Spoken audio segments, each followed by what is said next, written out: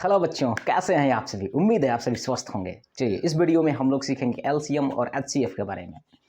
LCM और HCF को अच्छे से समझेंगे, डेफिनेशन को समझेंगे, साथ ही साथ इस पर डिपेंड कुछ उसके अकॉर्डिंग कुछ क्वेश्चंस भी सॉल्व करेंगे।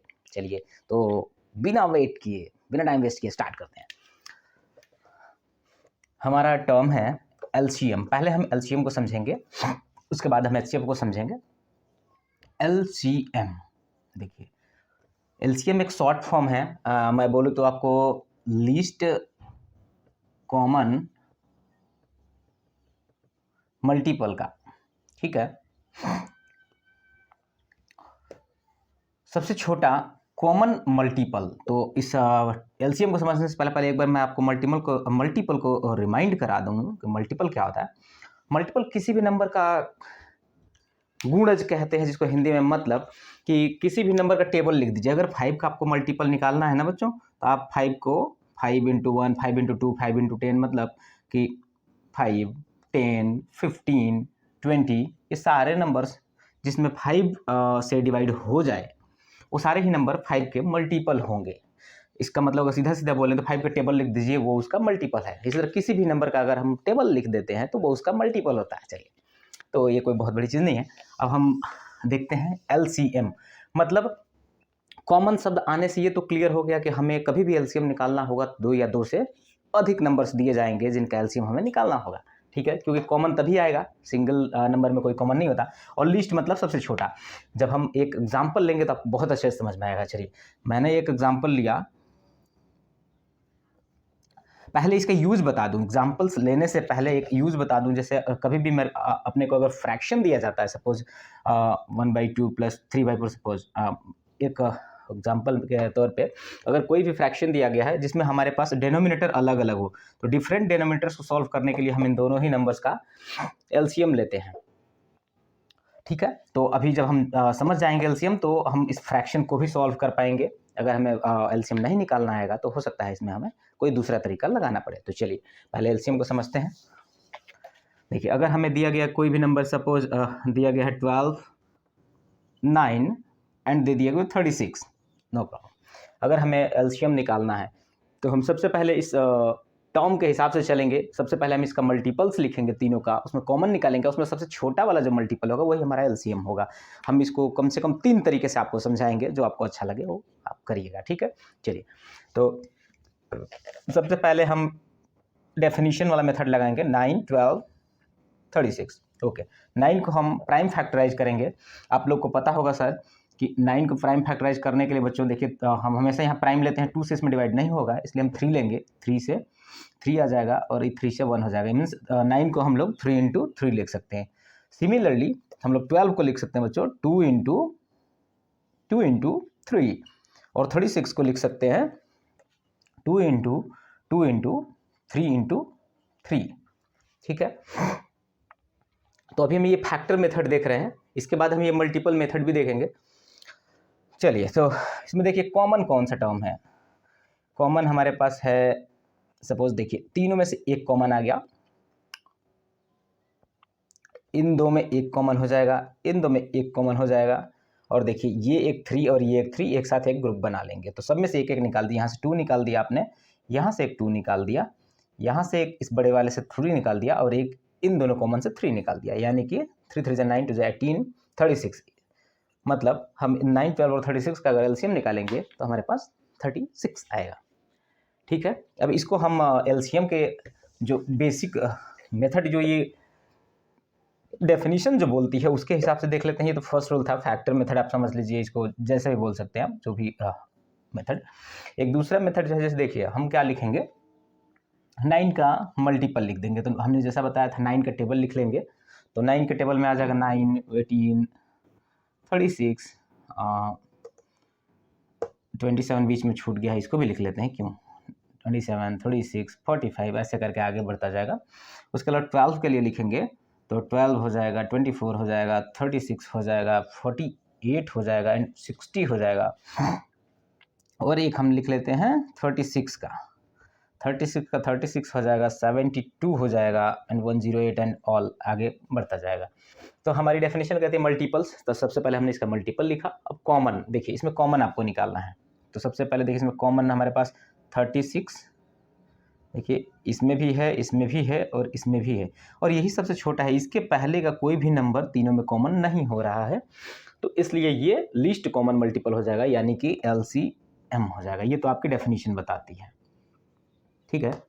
इसकी लिमिटेशन ये है, इन दोनों ही फॉर्मूले के लिमिटेशन ये है कि अगर ये छोटा नंबर दिया हुआ जैसे कि 9, 12, 36, 40, जहाँ तक हमें टेबल याद है तो उनका हम प्राइम फैक्टराइज इजीली कर सकते हैं, और यहाँ पे हम उनका मल्टीपल या उनका टेबल लिख के हम सॉल्व कर सकते हैं। लेकिन अगर मान लीजिए कि हमें बहुत बड़ी नंबर दी गई है, तो बड़ी नंबर के लिए ये फिर हम उसका टेबल लिखना हमारे लिए बहुत ईजी तो नहीं होगा, तो इसलिए हम तीसरा और सबसे बेस्ट मेथड, सबसे ज़्यादा यूजफुल मेथड है उसको हम आपको बताने जा रहे हैं। तो चलिए, ये फर्स्ट सेकेंड आपने देख लिया, अब थर्ड मेथड देखिए। थर्ड मेथड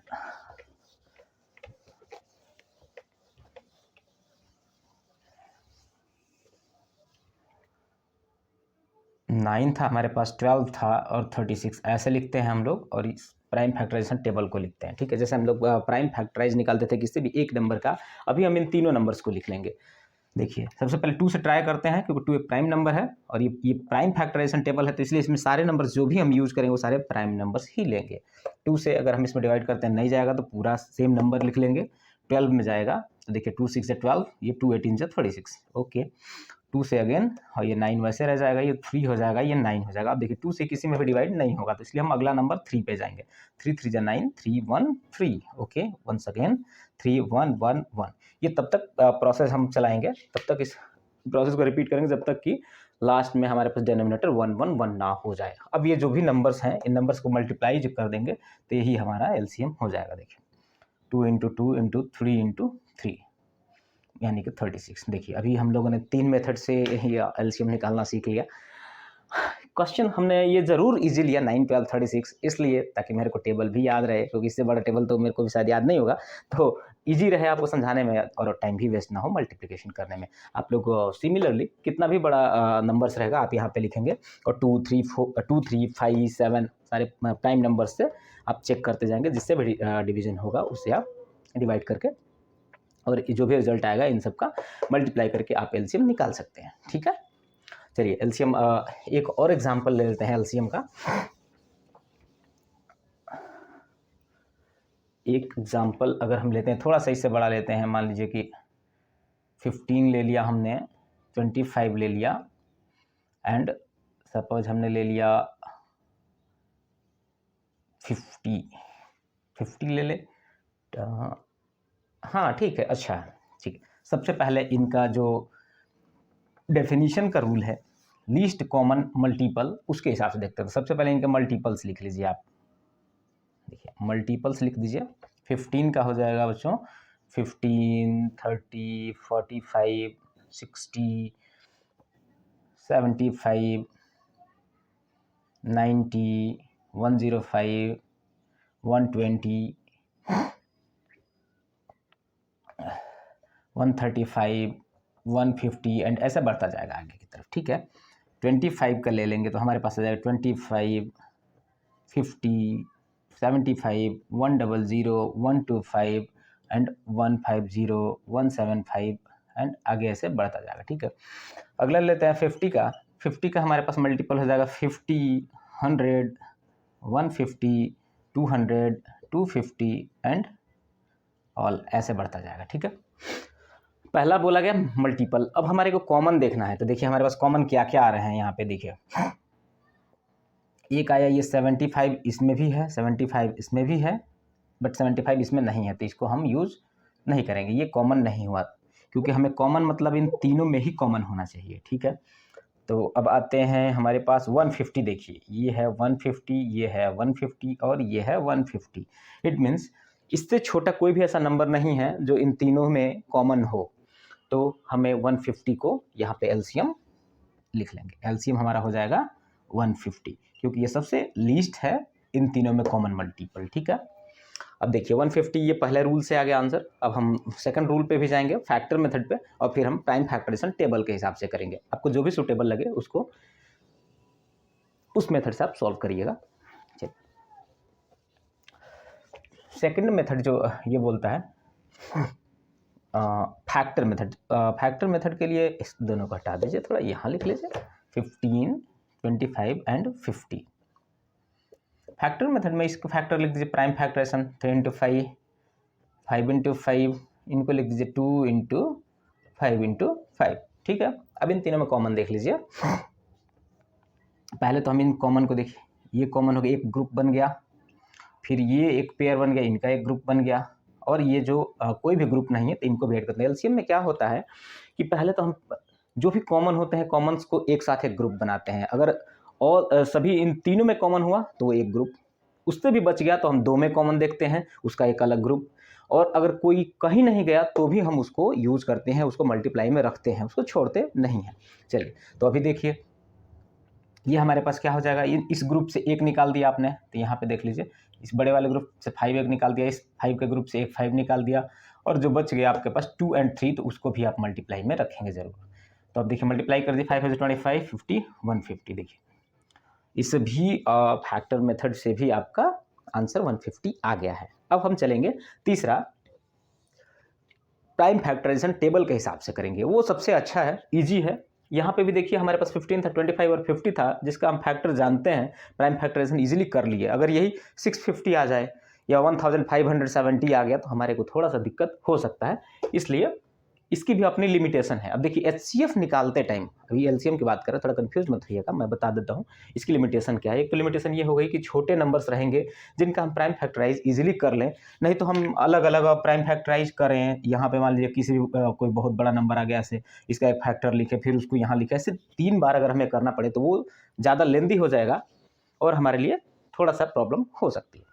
तो इस रूल का यूज कहाँ, एक तो आपको लिमिटेशन पता चल, कि दूसरी चीज़ है इसका यूज, वो तो था डीमेरिट। अब मेरिट देख लीजिए, इसका मेरिट ये है कि अगर यहाँ से हमें एचसीएफ निकालना रहे ना, तो हम सिमिलरली यहीं से हम एचसीएफ भी निकाल सकते हैं।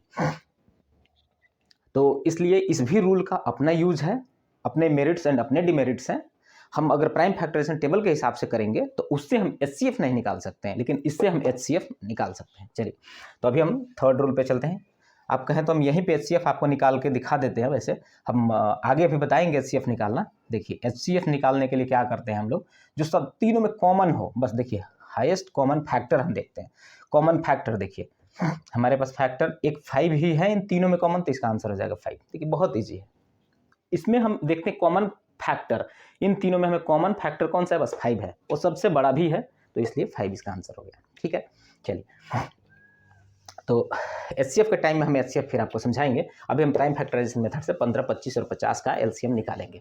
देखिए फैक्टराइजेशन टेबल लिख लीजिए, यहाँ पे 15, 25 एंड 50 लिखा। देखिए सबसे पहले हम 2 से कोशिश करते हैं, हमेशा 2 से जाएगा, तो यहाँ देखिए 2 से अगर ले जाते हैं तो ये 15 को ऐसे रहे। इसमें एक चीज़ और बता दूँ, प्राइम फैक्टराइजेशन टेबल को जब भी हम इस तरीके का यूज़ करेंगे तो हमेशा इसमें प्राइम नंबर्स यूज़ करेंगे।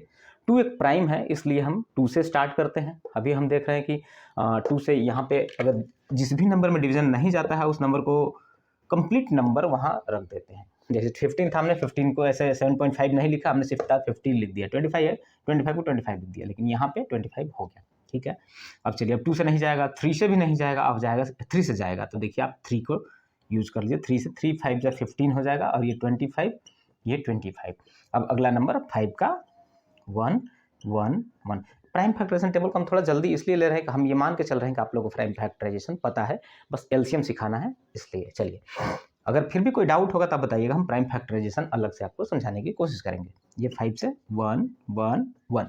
अब ये जो हमारे पास नंबर है यही इसका एलसीएम हो जाएगा। देखिए LCM is equal to 2 into 3 into 5 into 5, ये भी आ गया, सॉरी 150। ठीक है, 150। देखिए तीनों ही मेथड से हमारे को 150 मिल गया, तो शायद आई होप आपको इन तीनों ही मेथड में एलसीएम निकालना सीख लिया होगा आपने। अब हम एलसीएम, कभी कभी ऐसा होता है कि हमारे को कोई फ्रैक्शन दे दिया जाएगा, सपोज कोई फ्रैक्शन मिल जाता है, सपोज ये तो था कि हम केवल नंबर्स का, मतलब इंटीजर या आप कह लीजिए या नेचुरल नंबर्स का हमने ये एलसीएम निकालना सीखा, लेकिन कहीं फ्रैक्शंस का अगर हमें एलसीएम निकालने का मिल जाए तो उसके लिए हम आपको रूल बता देते हैं। अगर मान लीजिए कोई दे दिया आपको, फाइंड एलसीएम ऑफ 5/3 एंड 3/2, 3/12 ना करके 3/8 कर लीजिए, ठीक है। अगर दो फ्रैक्शन दे दिया और इन दोनों का अगर एलसीएम निकालना हो गया तो हमको यहाँ पर रूल ऐसा होता है कि एलसीएम ऑफ न्यूमरेटर, मतलब समझ लीजिए न्यूमरेटर में हमारे पास क्या है 5 और 3, LCM of numerator upon HCF of denominator, ठीक है। तो 5 और 3 का एलसीएम मतलब कि एलसीएम ऑफ 5 और 3 अपॉन एचसीएफ ऑफ 3 और 8।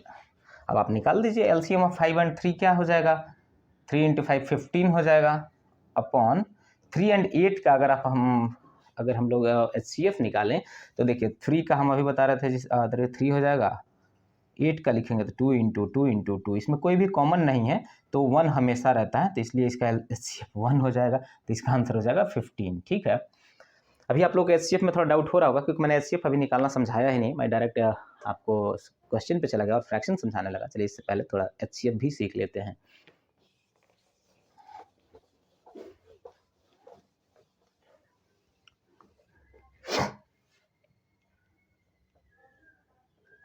देखिए एचसीएफ भी एक शॉर्ट फॉर्म है जिसका फुल फॉर्म होता है हाईएस्ट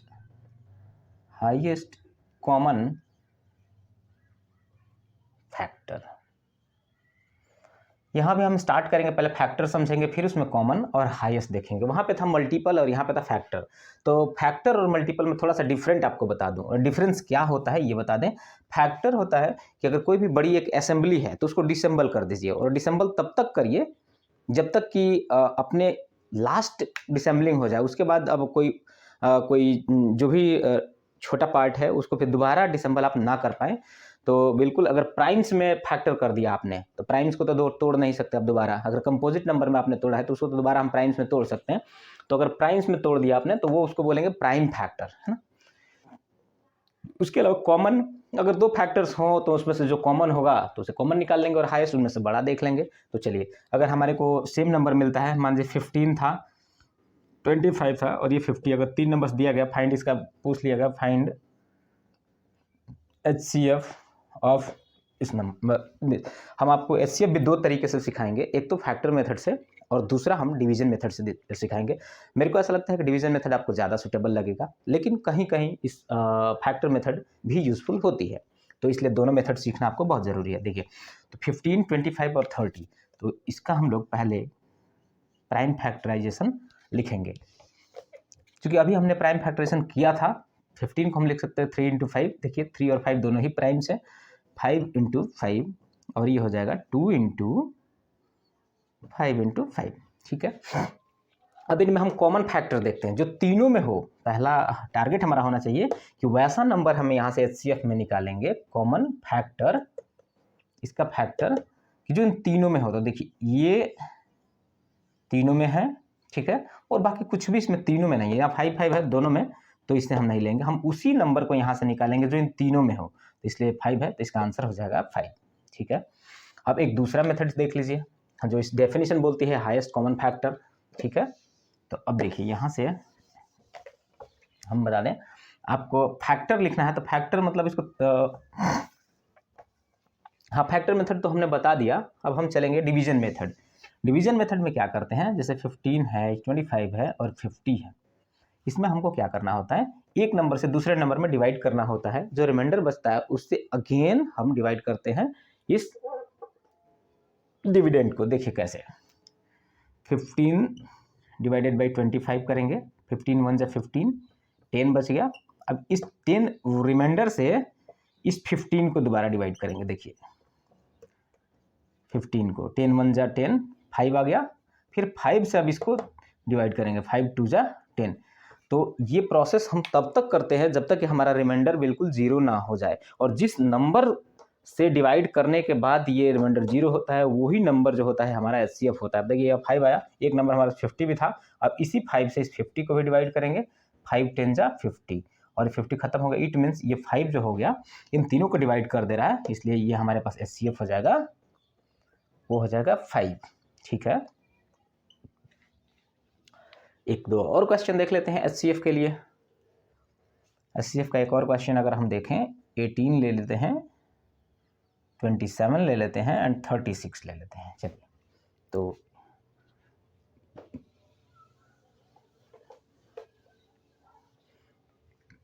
पहला फैक्टर मेथड अगर हम लिखें तो 18 इक्वल टू लिख सकते हैं 2 इंटू 3 इंटू 3, ठीक है। 27 को लिख सकते हैं 3 इंटू 3 इंटू 3, या 36 को लिख सकते हैं हम लोग 12 3 जा 36 होता है, 2 2 जा 4, 3 जा 12, 3 जा 36। देखिए ये कॉमन फैक्टर, ये जो प्राइम फैक्टर्स है निकालना बहुत टफ नहीं है। अगर आप थोड़ी सी कॉमन सेंस लगाएं तो आप डायरेक्टली ये लिख सकते हैं। अगर छोटे नंबर्स दिए हो तो, बड़े नंबर्स के लिए तो आप थोड़ा सा दिक्कत हो सकता है, आपको प्राइम फैक्टराइजेशन हो सकता है टेबल से आपको करना पड़े, लेकिन छोटे नंबर्स मैंने लिए ताकि मैं आपको समझा सकूं। अब मैं प्राइम फैक्टराइजेशन क्योंकि मैं समझाने नहीं आया हूं आपको, हमें HCF के कॉन्सेप्ट को समझना है। आप प्राइम फैक्टराइजेशन अगर बड़े नंबर्स का दिया हो तो अलग से कर लीजिएगा, ठीक है। अभी यहाँ पे मैं बताया था HCF के केस में कि इन तीनों में जो भी नंबर प्रेजेंट होंगे ना उसको लिखना है। तो देखिए ये एक ग्रुप 3 का है जो तीनों में है, अगेन ये 3 का एक ग्रुप है जो इन तीनों में है, बाकी कोई भी नंबर तीनों में नहीं है। यहाँ पे 2 नहीं है, नहीं तो इन दो में 2 था, ठीक है। तो हमें इसमें से केवल और केवल इन दो ग्रुप्स को निकाल लेंगे। तो इस ग्रुप से एक 3 ले लीजिए और इस ग्रुप से एक 3 ले लीजिए, तो इसका आंसर हो जाएगा 9, इसका HCF हो जाएगा 9।